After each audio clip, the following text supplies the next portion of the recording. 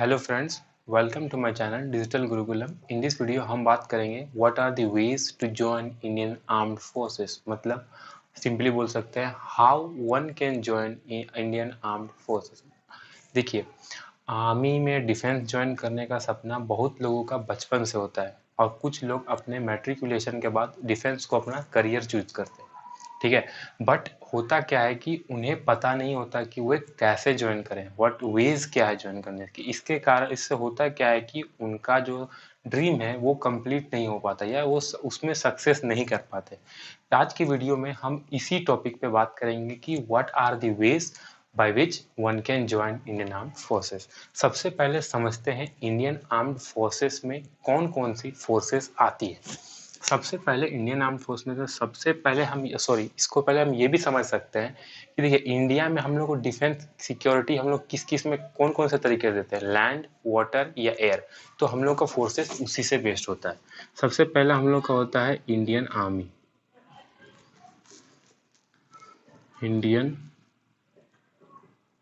Army. The next is Indian air force. ठीक है, and the third is Indian navy. ठीक है, हालांकि फोर्सेस ये तीन ही नहीं होती, और बहुत सारी फोर्सेस होती है, जैसे CRPF, central reserve police force, ये भी एक टाइप का सेंट्रल फोर्स है। उसके बाद CISF, central industrial security force. उसके बाद है आपका NSG, national security guard. ICG, Indian Indian coastal guard. ठीक है, ये सारी भी इंडियन आर्म्ड फोर्स में ही आती है। ठीक है, इसको हम लोग ICG भी बोलते हैं। और बहुत सारी फोर्स और दो तीन और फोर्सेस हैं जो आर्म फोर्सेस में आती है। ठीक है, बट हम इस वीडियो में मेनली इन्हीं तीनों के बारे में बात करेंगे। मैं इनके बारे में शॉर्ट डेफिनेशन दे देता हूँ। CRPF और CISF का जो वैकेंसी होता है वो SSC GD से भी होता है, GD से होता है, या फिर तो इनका सिंपली अलग अलग वैकेंसी एप्लीकेशन निकलता है। CRPF का सेपरेट निकलेगा, CISF का, एनर्जी का। इंडियन कोस्टल गार्ड का भी फॉर्म अलग निकलता है। इसमें आप नाविक बन सकते हो, कमांडर बन सकते हो।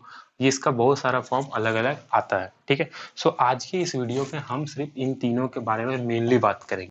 सो मैं अभी मेनली आज इन तीनों के इस वीडियो में बात करने वाला हूँ। सबसे पहले मैं साइट्स बता देता हूँ, वेबसाइट्स, कौन सी वेबसाइट्स कौन सी इंडियन है, किसकी है। इंडियन आर्मी की जो साइट है वो है www.joinindianarmy.nic। इंडियन आर्मी की यही वेबसाइट है। इंडियन नेवी की है एयरफोर्स की है www.joinindianairforce.com। ठीक है, और इसकी एयरफोर्स की एक और साइट है www.cdac.nic.in। ठीक है, और नेवी की साइट है www.joinindiannavy। मैं आपको इस साइट इसीलिए बता रहा हूँ क्योंकि जो फॉर्म होती है आपको इन्हीं साइट से ही अप्लाई आप कर सकते हो। ठीक है, जब भी फॉर्म निकलती है आपको ये साइट्स में जाके एप्लीकेशन फिलअप करना पड़ता है। ठीक है, सो साइट्स ये हो गई। अब हम बात करते हैं कि आप कमीशन कैसे होते हैं। मतलब कोई भी कैंडिडेट होता है वो कमीशन होता है आर्म फोर्सेस में। सो कमीशन हम दो तरीका से होते हैं। ठीक है, मैं उन्हें टू वेज बता देता हूँ। ठीक है, हम कोई भी कैंडिडेट होता है वो दो तरीका से आपका कमीशन हो सकता है इन तीनों आर्म फोर्सेस में। सबसे पहला होता है शॉर्ट सर्विस कमीशन। ठीक है, SSC, शॉर्ट सर्विस कमीशन। तो एक होता है परमानेंट कमीशन। ठीक है, ये कमीशन के टू वेज है, पहला दूसरा, short service commission, permanent commission. अब ये दोनों में डिफरेंस क्या है। देखिए, शॉर्ट सर्विस कमीशन में आपको जो होता है शॉर्ट टर्म ऑफ सर्विस मिलता है, मतलब सर्विस आपका सिर्फ इसमें 17 ईयर्स का रहता है। ठीक है, उसके बाद आपको रिटायरमेंट मिलता है। ठीक है, परमानेंट कमीशन जो होता है वो एक कोई भी government job, central government job की तरह होता है। 60 ईयर्स तक आपको सर्विस में देना पड़ता है, दे सकते हैं इसमें आप। ठीक है, उसके बाद आपको रिटायर किया जाता है। मतलब permanent commission is a better than short service commission. ठीक है, और सबसे पहला बात, आप शॉर्ट कमीशन में भी होके परमानेंट कमीशन में जा सकते हो। एक एग्जाम होता है ACC, इसका आपको और उसका आपको बताया जाएगा सर्विस में। ACC का आपको फॉर्म मिल सकता है जिससे आप शॉर्ट सर्विस कमीशन से परमानेंट कमीशन हो सकते हो। ठीक है, SSC में आपको जितनी रैलीज होती हैं, ठीक है, जितनी रैलीज होती हैं इंडिया में, SSC में आप उससे SSC में एंटर होते हैं, शॉर्ट सर्विस कमीशन होते हो।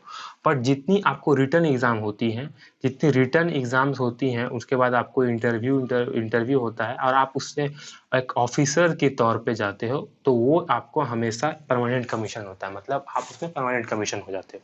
ठीक है, सो अब बात यह है कि आर्मी की डिफेंस की जॉब कैसी है। डिफेंस की जॉब हम सबको पता है, बहुत ही प्रोस्टिजियस, बहुत ही रिस्पेक्टफुल टॉप आपका एक टाइप का जॉब होता है जिसमें आपको एडवेंचरस लाइफ होता है। आपको इंडिया के हर कॉर्नर में विजिट करने मिलेगा, वहाँ पे आपको सर्विस देने का मौका मिलेगा। और सबसे पहले बात तो जो आपका इंडिया जो हम लोग नॉर्मल सिविलियंस हैं, आपको पैट्रियोटिज्म आपको जो होता है वो आपको इसमें शो करने के लिए मिलेगा, वो देशभक्ति इसमें आपको मिलेगा। ठीक है, और एक और बात, आप बहुत सारे ऐसे यंगस्टर होते हैं जो भी PUBG खेल रहे हैं, तो आपको आर्म फोर्सेस में PUBG रियल लाइफ में आपको खेलने का मौका मिलता है, इसीलिए ये बहुत ही प्रेस्टिजियस लाइफ होता है। इस पे आपको मेडिकल फैसिलिटी, मेडिकल का अलॉयमेंट मिलता है, रेंट का अलॉयमेंट मिलता है और बहुत सारे अलॉयमेंट मिलते हैं। मतलब आपका सैलरी यूज होने वाला नहीं है, आपका सिर्फ आर्मी में आपको सारे फैसिलिटीज आपको मिलती है। ठीक है, अब हम बात करते हैं एक एलिजिबिलिटी, मतलब एलिजिबिलिटी होता है उसको बात करते हैं। देखिए, एक एलिजिबिलिटी होता है जो सबके लिए कॉमन होता है। सबसे पहला, एक आपको सिटीजन होना चाहिए, सिटीजन ऑफ इंडिया।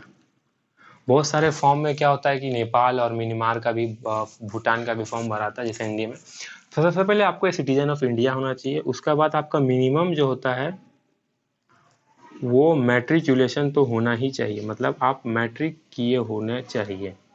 मैट्रिकुलेशन के बाद ही आप इसमें भर सकते हो। ठीक है, और तीसरा, आपको क्रिमिनल केस आपके ऊपर कभी भी नहीं लगाना चाहिए, मतलब नो क्रिमिनल केसेस।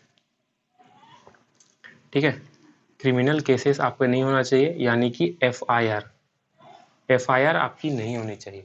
ठीक है, आपको कोई भी आपका क्रिमिनल केस आपके ऊपर कभी नहीं चला हो, तभी आप एलिजिबल हो सकते हो इंडियन आर्म फोर्स में एंट्री होने के लिए। ठीक है, अब हम जो है कैटेगरी वाइज तीनों के बारे में अलग अलग बात करेंगे कि आप कैसे अलग अलग जा सकते हो। देख लो, आपको कैसे, मतलब फॉर्म्स के बारे में बात होगा। ठीक है, सबसे पहला आपका तीनों में आप जाना चाहते हो तो तीनों में एक कॉमन एग्जाम ऐसा है जिससे कि आप तीनों में जा सकते हो, वो है NDA, नेशनल डिफेंस एकेडमी। इसके बारे में हम बात करेंगे। ठीक है, तो ये एक ऐसा होता है एग्जाम है जिसमें आपको चूज करने मिलता है कि आप कौन सी सर्विस में आपको जाना चाहते हो, लैंड, एयर या वाटर, ओशियन। आपको जिसमें आपको इंटरेस्ट है आप उसमें पहले बोलो, आपका प्रायोरिटी उसको आपको ज़्यादा दो, तो आपको अगर इन केस आपका सिलेक्शन होता है तो आपको वो जॉब मिलेगा। ठीक है, तो NDA तीनों में कॉमन हो। अब हम बात करते हैं पहला इंडियन एयरफोर्स। इंडियन एयरफोर्स में आप कैसे जा सकते हो। बहुत सारे स्टूडेंट का सपना रहता है फ्लाइंग जेट उड़ाने का। ठीक है, बहुत सारी का सपना रहता है प्लेन उड़ाने का। सो एयरफोर्स आप कैसे ज्वाइन करते हो। सबसे पहला इसमें से जो कॉमन होता है, मैंने बताया अभी हाल ही में, अभी तुरंत, कि NDA में आपको नेशनल डिफेंस एकेडमी इसका फुल फॉर्म होता है और इसके एज लिमिट होती है 16.5 ईयर्स टू 19 ईयर्स। ठीक है, आपका 12th होना, अपीयरिंग या अपीयर्ड होना चाहिए, होने चाहिए। ठीक है, with physics, chemistry, math as an subject. ठीक है, एग्जाम होती है आपका 900 मार्क्स की, और इसमें आप अगर क्वालिफाई करते हो और इससे आप परमानेंट कमीशन होते हो। ठीक है, और एग्जाम आपको कराता है UPSC, union public service commission. UPSC इसको एग्जाम कंडक्ट करवाता है, और इसमें अगर क्वालिफाई करते हो तो आपका SSB एक इंटरव्यू होता है। SSB इंटरव्यू के बाद आपका सिलेक्शन हो जाता है इंडियन एयरफोर्स में। आपको IMA देहरादून में आपका ट्रेनिंग होता है। फिर आपका सेकंड है इंडियन एयरफोर्स में FCAT से आप जा सकते हो। FCAT क्वालिफिकेशन आपका ग्रेजुएशन होनी चाहिए, ठीक है, और इसका फॉर्म आपका निकलता है और इससे भी आप परमानेंट कमीशन हो सकते हो। और इससे आपको इसके बाद आपको हैदराबाद में इसका कोई एक सेंटर है इंडियन एयरफोर्स का, उसमें आपको ट्रेनिंग मिलता है, उसके बाद सीधा फ्लाइंग जेट उस पर बढ़ा सकते हो। फिर थर्ड आपका आता है air force XY, air force X and Y, ठीक है। एयरफोर्स X एंड Y है, ये शॉर्ट सर्विस कमीशन है, ठीक है। इसमें आपको 12th क्वालिफाई होना चाहिए, एक्स 12th क्वालिफाई होना चाहिए एक्स के लिए, और वाई के लिए 10th होनी चाहिए, ठीक है।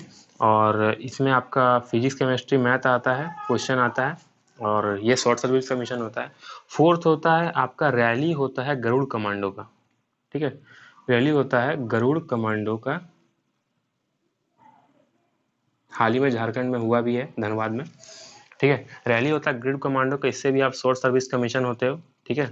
आपको रैली होता है, और जिसमें आपका फिजिकल का ज़्यादा, इसमें देखिए रैली और एग्जाम्स में ये डिफरेंस होती है कि रैली में आपको फिजिकल ज़्यादा देखा जाता है, विद ऑन दिस साइमल्टेनियसली आपको एग्जाम्स भी ली जाती है, लेकिन उसमें आपका ब्रेन का यूसेज जनरली रीजनिंग पूछी जाती है, बट एग्जाम जो होती है इसमें आपको एग्जाम्स में आपको मेहनत ज़्यादा करना पड़ता है, और फिजिकल जस्ट आपको जैसे नॉर्मल हर ह्यूमन बींग का होना चाहिए वो उतना मांगा जाता है, ठीक है। तो हम लोग का जो सेकंड हम बात करेंगे इंडियन नेवी के बारे में, आप इंडियन नेवी में कैसे जा सकते हो, ठीक है।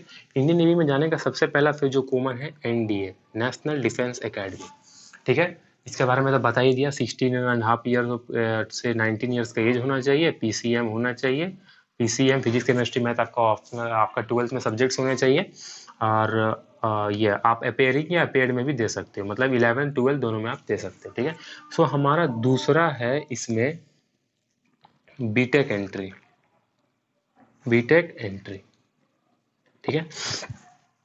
बीटेक एंट्री क्या होता है, आप 12th पास हो, 12th आपका होना चाहिए, ठीक है। आप जेई मेंस में एक बार आपका जेई मेंस में आप बैठे होने चाहिए, मतलब जेई मेंस के एग्जाम आप दिए होने चाहिए, और उसका जेई मेंस का रैंक का हिसाब से आप कैटेगराइज होते हो, आपको मेल आता है एसएसबी इंटरव्यू के लिए, आपको विशाखापट्टनम, कोलकाता या बैंगलोर कहीं भी बुलाया जाता है, आपको वहाँ एसएसबी इंटरव्यू होता है, और इससे आप डायरेक्ट जो है ऑफिसर, आपको उसका बीटेक कराया जाता है, और आप डायरेक्ट ऑफिसर्स के तौर पे कमीशन होते हैं, परमानेंट कमीशन होते हैं इंडियन नेवी में, ठीक है। थर्ड है हमारा नेवी SSR,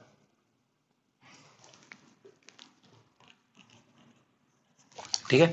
नेवी SSR के लिए आपको क्या होना चाहिए, आपको 12th क्वालिफाई करने होना चाहिए, और 21 आप 18 से 21 ईयर्स तक आप फॉर्म भर सकते हो, और आपका 18 से 21 ईयर, और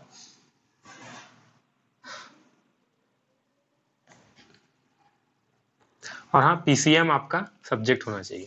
थर्ड है आपका फोर्थ है नेवी MR, ये आप इससे शॉर्ट सर्विस कमीशन में जाते हो, इससे भी आप शॉर्ट सर्विस कमीशन में जाते हो, इससे परमानेंट कमीशन में जाते हो, इससे भी परमानेंट कमीशन से जाते हो, ठीक है। ये आपका नेवी MR, ठीक है। 12th इसमें आपका 10th क्वालिफाइड होता है, होना चाहिए, 18 ईयर से 21 ईयर तक होना चाहिए एज, ठीक है। और जस्ट इसमें आपका 50 मार्क्स का क्वेश्चन होता है, एक मैथ्स और एक जनरल एबिलिटी का, और इसको आप निकाल लेते हो तो आप नेवी MR में शॉर्ट सर्विस MR से आपको शॉर्ट सर्विस कमीशन मिलता है इंडियन नेवी में। देखिए अब हम बात करेंगे दी मोस्ट इंडियन आर्मी के बारे में, ठीक है। देखिए इसमें आपको जाने के वेज बहुत है, बहुत सारी वेज इसमें आपको जाने के मिलेंगी, बट मेरा एक पर्सनल टिप है कि अगर आप डिफेंस को अपना करियर चूज किए हो तो एनसीसी ज़रूर करना, एनसीसी में आपको तीनों में जाने का आपको फ़ायदा मिलता है, ठीक है। तो हम बात करते हैं, मेरे लिए मेरा ये सजेशन है कि एनसीसी ज़रूर करें, ठीक है।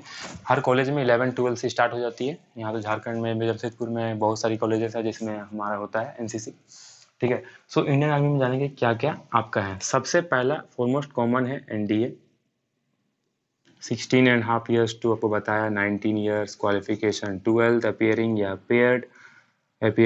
पेयर्ड, और PCM होना चाहिए, ठीक है। सेकेंड है आपका TES, टेक्निकल एंट्री स्कीम, इसमें बस आपको 12th में 70% मिनिमम होना चाहिए मार्क्स, और आप फॉर्म भरिए, आपको अगर आप एक कट ऑफ का एक परसेंटेज कट ऑफ निकलता है TS का, अगर आप TS का कट ऑफ परसेंटेज में आपका परसेंटेज ज़्यादा होता है तो आपको मेल आएगा आपका ईमेल आईडी पे कि आप सेलेक्ट हो गए हो SSB देने के लिए, और आपको एक सेंटर मिलता है, वहाँ पे आपका इंटरव्यू होता है, और आप अगर क्वालिफाई कर जाते हो तो आपको फिर ये इसमें TS में आपका सिलेक्शन होता है। NDA भी परमानेंट कमीशन होता है, और TES भी परमानेंट कमीशन होता है। थर्ड है आपका TGC, टेक्निकल ग्रेजुएट स्कीम, इसके लिए आपको बीटेक होना चाहिए, बीटेक मिनिमम बीटेक होना चाहिए, और इसमें भी बस उसमें आपको फॉर्म भरना पड़ता है, आपका जो नंबर होगा अगर उसमें कट ऑफ निकलता है, अगर उससे आपका ज़्यादा होगा तब आपको मेल आए, इससे भी आप परमानेंट कमीशन होते हो, ठीक है। और ये एनडीए को तो यूपीएससी कराता है। और हमारा फोर्थ है सीडीएस, कंबाइंड डिफेंस सर्विस, ठीक है। इससे भी आपको परमानेंट कमीशन होता है। इसका मिनिमम होता है ग्रेजुएशन 50% मार्क्स, एग्रीगेट मार्क्स होना चाहिए। और इसको भी यूपीएससी कंडक्ट कराता है। यूपीएससी बहुत ही गिने चुने ही एग्जाम को कंडक्ट कराता है, और यूपीएससी ग्रुप ए सर्विसेज को ही सिर्फ प्रायोरिटी देता है, उसी का एग्जाम कंडक्ट होता है। तो ये भी सीडीएस को भी आपका यूपीएससी ही कराता है, ठीक है। इसे भी आप परमानेंट कमीशन हो सकते हैं। और फिफ्थ है आपका एनसीसी स्पेशल एंट्री, ठीक है। अगर आप एनसीसी कर लेते हो विथ एन ए सर्टिफिकेट, ठीक है, और आपका ग्रेजुएशन होना चाहिए मिनिमम। इसमें आप फॉर्म भरो, आपका 50% मिनिमम होना चाहिए। इससे आपको डायरेक्ट एसएसबी मिलता है, और ये भी एक परमानेंट कमीशन ही है। तो मैंने ये देखिए आपको भी सब बताया, लेकिन देखिए आर्मी में जाने का तरीके ज़्यादा, वेज ज़्यादा है। सो आपको अब जो आप जिसमें एलिजिबल हो आप उसको भरो, और मैं विश करता हूँ कि आपका सिलेक्शन हो। रैलीज बहुत सारी होती हैं, इसमें आपको सिर्फ आपको इस रैली से शॉर्ट सर्विस कमीशन में जाने का मौका मिलता है। इसमें आप जनरल ड्यूटी होता है, आपका टेक्निकल क्लर्क होता है, आपका फिर आपका बहुत सारा होता है, आपका लाइब्रेरियन, टेक्निकल असिस्टेंट, बहुत सारी इसके अलग रैलीज में आपका इसका पर्टिकुलर लिखा रहता है, आपका एलिजिबल भी मांगा रहता है। इसमें आपका मिनिमम होना चाहिए 10th, और मैक्सिमम आप 12th ग्रेजुएशन कुछ भी करो, आपका क्वालिफिकेशन के हिसाब से आप उसको भर सकते हो, ठीक है। और इसमें आपको क्या होता है, रनिंग होता है, और आपको उसके बाद थोड़ा सा एग्जाम होता है, उसके बाद आपका मेडिकल होता है, उसके बाद आप इसमें शॉर्ट सर्विस कमीशन हो जाते हैं, ठीक है। सो इतनी सारी वेज है जिससे कि आप डिफेंस सर्विसेज को ज्वाइन कर सकते हो, ठीक है। सो अगर आपका इनकेस अगर आपका करियर आपका डिफेंस ही है, तो आप इस वीडियो में आप देखो, आपको जिसमें आपको एलिजिबल हो आप उसको भरो, और मैं विश करता हूँ कि आपका सिलेक्शन हो। तो आज की इस वीडियो में इतने ही की बात करेंगे। Thank you, have a nice day, जय हिंद।